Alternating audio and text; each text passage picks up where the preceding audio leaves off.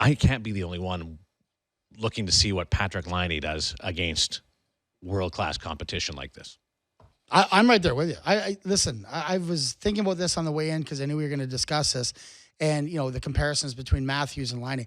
Patrik Laine is a beast, like a beast. And I know that, Gord was saying earlier, the talent levels may be down a little bit, but here's a kid that's 18 years old that's playing against NHLers. I don't care if they're not the superstars of the team. He's playing at a high level.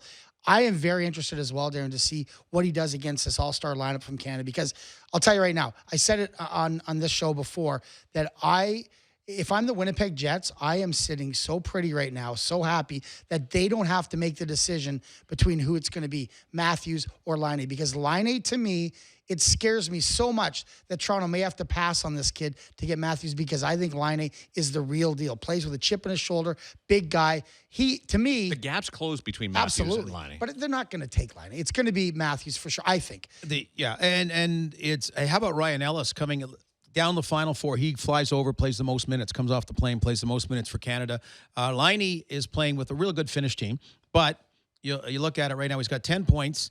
The all-time record by a junior European was Reichel, got 11. The all-time record period is Sidney Crosby, had 16 points in that tournament. So that's putting in context that he very likely could set a new record for a junior-type player playing in the Worlds.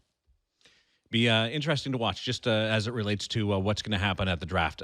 There were some that were looking at this World Championship to see what Matthews did and see what Laine did to figure out where they slot in. There's enough pros out there, and the scouts are hired for a reason. They know what they're doing, and they know. I don't think one tournament is going to shift it one way or the other. I think that they have a determination of who they're going to take. But I'll tell you what, I wouldn't want to be the guy making that ultimate decision, which I guess is Hunter right now for Toronto, to decide one way. There's no crystal ball knowing who's going to be like that much better 3 or 4 years from now. But I'll tell you what, man, that Laine is a good player. And if they, Winnipeg, honestly, I know you're a Jets guy, and Winnipeg is sitting so pretty right now, not having to make that decision. Laine is just so chill. He's awesome. That FaceTime interview that we did on the draft lottery night, he's just lying back and just believes in himself. That's the thing. Tougher decision would have been last year, Hannafin and Marner. I think you can't lose this way.